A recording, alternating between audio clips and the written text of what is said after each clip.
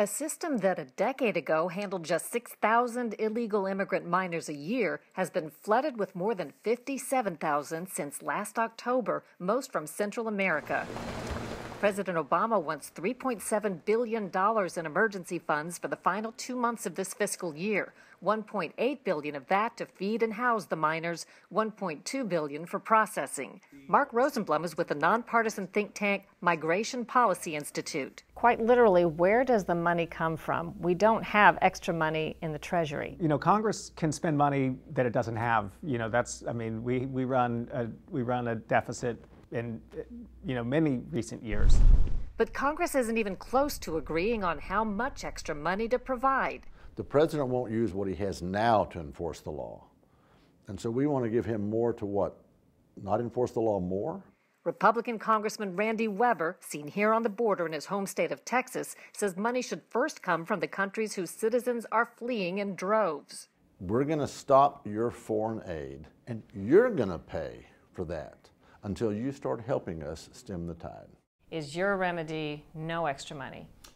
The president has got the wherewithal, the authority, and has had the money to secure the border from day one.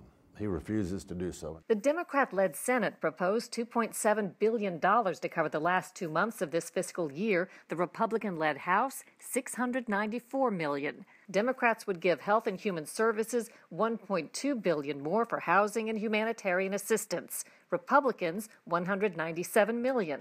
Homeland Security would get an extra $1.1 billion. Republicans, $405 million. But the whole issue is so contentious, neither side could agree before leaving for a 5-week summer vacation.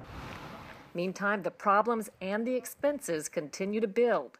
Rosenblum says they're manageable. The United States, in terms of our population and in terms of our GDP, we can handle taking care of these 50,000 kids if that's what our hearts tell us to do. You grow a government bureaucracy, and you've got a larger criminal justice system, more immigration lawyers, more immigration judges, more immigration courthouses, and a bigger system. Is it ever going to shrink back? There's the $64 question. The White House already announced $380 million in June for programs to help Guatemala, Honduras, and El Salvador, where most of the minors are said to be fleeing poverty and violence.